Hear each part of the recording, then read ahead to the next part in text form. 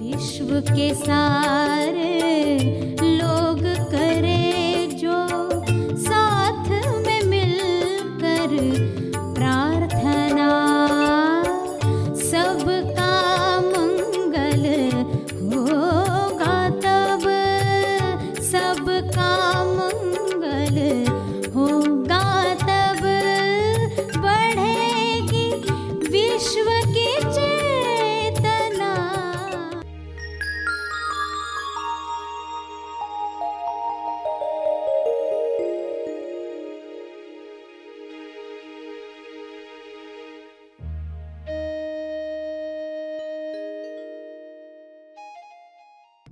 अपने ही मन पर विश्वास इंसान करता है। सत्य जब तक जानता नहीं है तब तक वह धोखे में रहता है। उस धोखे से बाहर निकालने के लिए ही असली अध्यात्म को समझना आवश्यक है। सभी को शुभेच्छा। हैप्पी थॉट्स तेज ज्ञान फाउंडेशन द्वारा आयोजित ध्यान प्रार्थना बीज बोने के लिए आप सबका स्वागत करते हैं। रोज हम सब मिलकर प्रार्थना करते हैं ताकि हम खुद भी स्वस्थ रह पाएं और जो बीमार हैं उन्हें भी हम अपनी प्रार्थना का बल पहुंचा पाएं। तो आइए ग्रहणशील रहते हैं और इस प्रार्थना का लाभ लेते हैं। सभी प्रार्थना करें, आंखें बंद करें। विश्व शांति के लिए प्रार्थना शुरू करें। हे परम परमात्मा, सभी सत्य जाने, सच्चाई को सभी प्रवेश दें। सभी अंतराल में ग्रहणशील होकर बैठें। प्रार्थना में बैठे हुए खोजी, अंतराल में बैठे हुए खोजी हैं। कुछ नहीं की अवस्था में शांत बैठे हुए पूरे भाव के साथ सभी के मंगल के लिए प्रार्थना करने को तैयार। यह अंतराल सबको मिले जहाँ वे निष्पक्ष सभी के लिए प्रार्थना कर पाएं। हे परमात्मा, ऐसी सद्बुद्धि हर मनुष्य को मिले ताकि पृथ्वी पर हर जीव अपने आनंद की अभिव्यक्ति कर पाए। कोई मनुष्य किसी को रोके नहीं, सभी के अभिव्यक्ति के लिए आयोजन करें।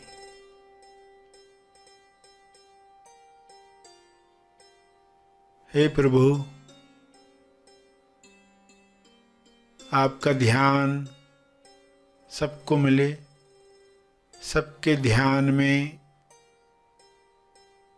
प्रेम, आनंद, मौन छा जाए।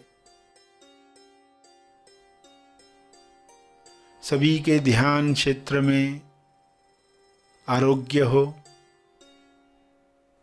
संतुष्टि हो, मधुर रिश्ते हों।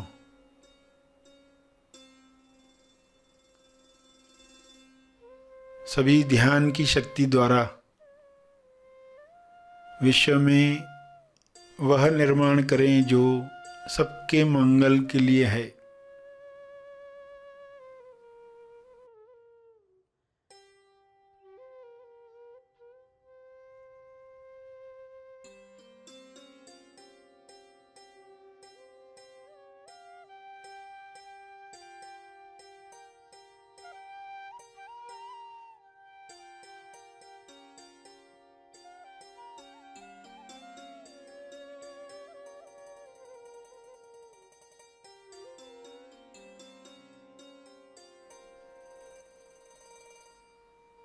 ध्यान में सभी स्वयं को पहचाने। मैं कौन हूँ का जवाब सबको मिले।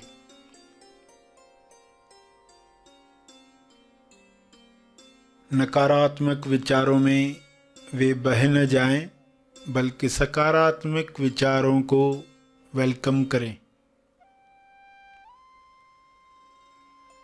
विश्व के सारे मनुष्य, सारे लीडर्स, सारे डॉक्टर्स, सारे टीचर्स रचनात्मक सोच को महत्व दें, नए समाधान लेकर आएं, ताकि विश्व से सारी बीमारियां समाप्त हों, मंदी समाप्त हो, हिंसा समाप्त हो।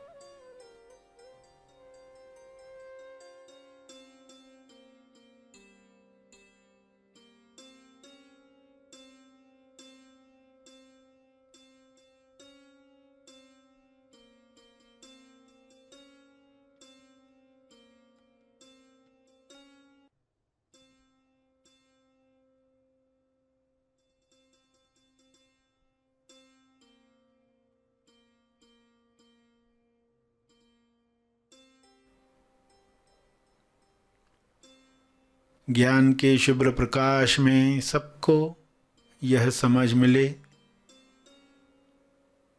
कि सभी की भलाई में ही मेरी भलाई है, मेरी भलाई सबकी भलाई में है।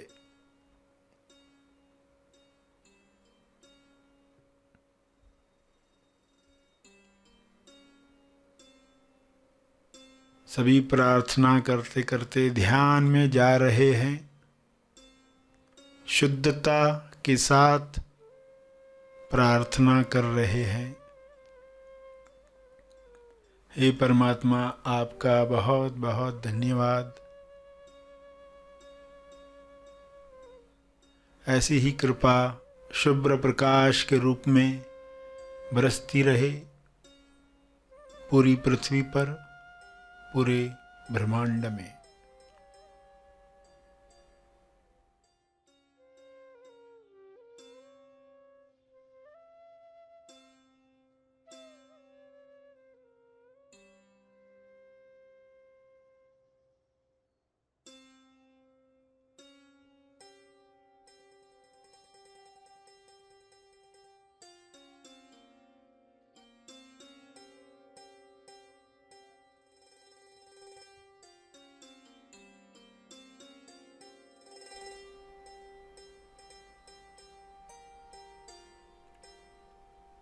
मेरे ध्यान क्षेत्र में जो भी नकारात्मक बातें आई हैं, उनके लिए मैं क्षमा चाहता हूँ। कृपया मुझे क्षमा करें। सबको क्षमा मिले, सभी मुक्त हों, सभी स्वस्थ हों।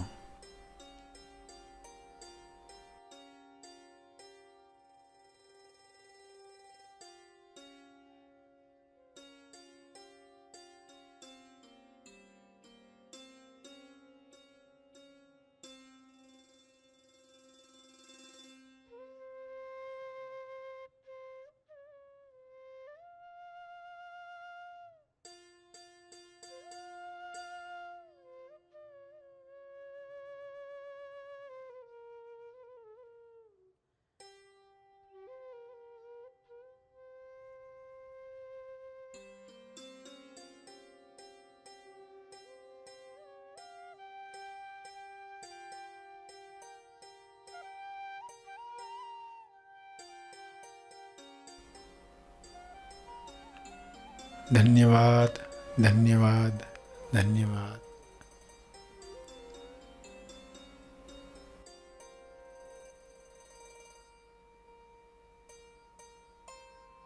अंत में सभी अपने तप का बल जो अर्जित हुआ है उसे अर्पित करें अपनी अंडरस्टैंडिंग के अनुसार। तपर्पण करें। तपर्पण के बाद सेशन समाप्त करेंगे।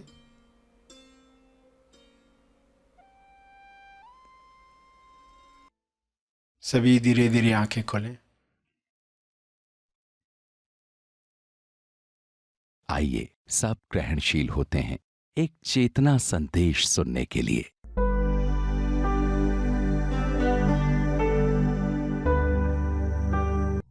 जिसको इंसान विश्वास कह रहा था वो तो अपने मन पर था। अपने ही मन पर विश्वास इंसान करता है। सत्य जब तक जानता नहीं है तब तक वह धोखे में रहता है। उस धोखे से बाहर निकालने के लिए ही असली अध्यात्म को समझना आवश्यक है। वरना आस्तिक और नास्तिक दोनों जिस अध्यात्म को पूज रहे या नफरत कर रहे अधूरे ज्ञान से। तो आज कुछ बातें हम इस पर समझने वाले हैं। सबसे पहले जिस इंसान को सत्य मिला उसने उस सत्य को लोगों तक रखने के लिए कोई आलम्बन लिया, कोई कहानी ली, कोई एनालॉजी ली, कोई दोहा लिया, अभंग लिया या मूर्ति ली या विधि ली। तो वो विधि क्या करने वाली थी, वो मूर्ति क्या करने वाली थी? लोगों को संकेत देने वाली थी। तो ईश्वर की मूर्तियां दिखी आपको, मगर समय के साथ आज लोग गणेश की स्थापना करेंगे, मगर गणेश की मूर्ति क्या संकेत दे रही थी वो याद ही नहीं रहेगा। 10 दिन गणेश को रखेंगे और गणेश के बड़े कान श्रवण की याद उन्हें नहीं दिलाते। कान बड़े रखो, श्रवण करो। तो वे 10 दिन कितना श्रवण होना चाहिए? श्रवण तो होना ही चाहिए, मगर वे 10 दिन विशेष हैं। गणेश का सच्चा भक्त कैसा होगा? भक्त यानी जो अपने भगवान के गुण अपने अंदर धारण करता है। पिताजी क्या चाहेगा? बेटा मेरे गुण धारण करे या रोज आकर अगरबत्ती जलाकर जाके सिगरेट पिए, शराब पिए? दोनों में से क्या चाहेगा? वो कहेगा अरे अगरबत्ती मत जलाओ, पूजा पाठ मत करो, मगर जो बताया है वो करो। सच्चा भक्त जो होगा वो ये करता है। लोग मूर्तियों की पूजा करते रहते, आज भूल गए कि हर मूर्ति बनाने वाला आत्म साक्षात्कारी महापुरुष था। महापुरुष कहा तो लोग MSY यानी पुरुष का ही पकड़ते, ऐसा भी नहीं है। कोई ना कोई अर्थ लोग पकड़ते ही है, मगर शब्दों की लिमिटेशन है, उसमें समझना कि हर संत ने अपने तरफ से लोगों को बताने का प्रयास किया। वो प्रयास सहज प्रयास था, उसमें कोई तकलीफ नहीं थी। देखो एक स्कल्पटर मूर्ति बनाने वाला जो मूर्ति बनाता है, वो मूर्ति बनाने वाला अगर सेल्फ रियलाइज हुआ तो वो ज्ञान को क्या करेगा? मूर्ति में ढालने की कोशिश करेगा। कोई गायक, कोई संगीतकार आत्म साक्षात्कार प्राप्त करेगा तो वो क्या करेगा? उस ज्ञान को संगीत में डालना चाहेगा, क्योंकि उसके मनोशरीर यंत्र का सहज स्वभाव है, उससे वो प्रकट होता है। चित्रकार होगा, चित्र में डालेगा तो चित्र बने, मूर्तियां बनी, विधियां बनी। और आज लोग उन चित्रों में उलझ गए, उन मूर्तियों में उलझ गए।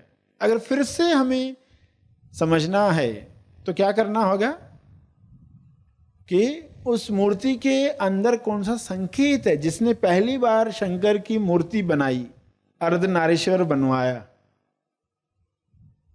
शिवलिंग बनाया, कैलाश पर्वत पर बिठाया, तो उसके अंदर क्या भावना थी ये कब समझोगे? जब आप भी उस अनुभव में स्थापित होंगे।